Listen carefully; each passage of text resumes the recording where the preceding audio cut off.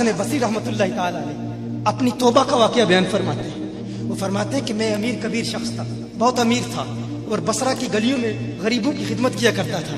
اچانک میں نے ایک حسین عورت کو دیکھ لیا اور میں اسے دیکھتا ہی رہ گیا. اس عورت نے مجھے کہا اما تشتہی، تجھے شرم نہیں آتی؟ میں نے کہا ممن، کس سے شرماؤں؟ اس نے کہا وہ جو آنکھوں کی خیانت کو دیکھتا ہے اور دلوں کے پوشیدہ رازوں کو جانتا ہے، تجھے شرم نہیں آتی؟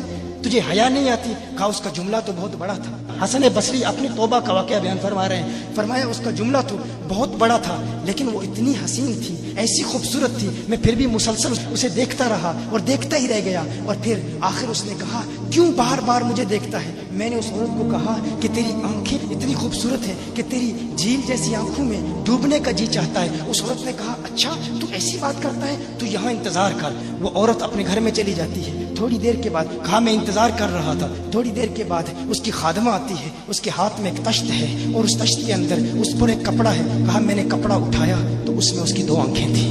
اس نے اپنی 2 آنکھیں نکال کے اپنی خادمہ کو دے دی کہ اس کی وجہ سے اس کا دل دین سے دور ہوا ہے، مجھے یہ آنکھیں نہیں چاہیے. کہا اس پر ایک کاغذ تھا، کاغذ پر لکھا ہوا تھا مجھے ایسی آنکھوں کی ضرورت ہی نہیں جس سے ایک مرد فتنے میں مبتلا ہو جائے. میری بہنیں جو اس گفتگو کو سن رہی ہیں ان کی بارگاہ میں بھی عرض ہے، وہ بہنیں جو گھنٹوں آئینے کے سامنے کھڑی رہتی ہیں فقط اس نیت سے کہ اپنے بالوں کو یوں سنوارے کہ مردوں کو فتنوں میں مبتلا کرے، یا کسی دکان میں جا کر کپڑے خریدتے وقت ان کے ذہن میں فقط یہی خیال ہوتا ہے ایسے کپڑوں کا انتخاب کریں گی کہ جن سے مردوں کو فتنے میں مبتلا کریں گے. یہ بھی امت کی بیٹی ہے جس کی ایک ادا سے ایک شخص ولی کامل بن گیا، حسن بصری بن گیا. حسن بصری فرماتے ہیں جب اس کی آنکھیں دیکھی میں تحکم کھو بیٹھا، میں زار و قطار رو رہا تھا. روتے ہوئے میں گھر چلا گیا، پوری رات میں روتا رہا، پوری رات توبہ کرتا رہا، استغفار کرتا رہا. حسن بصری فرماتے ہیں فجر کی اذان سنی، اچانک خیال آیا اس عورت کا شکریہ تو ادا کروں کہ جس نے اپنی آنکھیں میرے لیے، میرے دین کے لیے، میرے ایمان کے لیے اور توبہ پر استقامت کی خاطر قربان کر دی.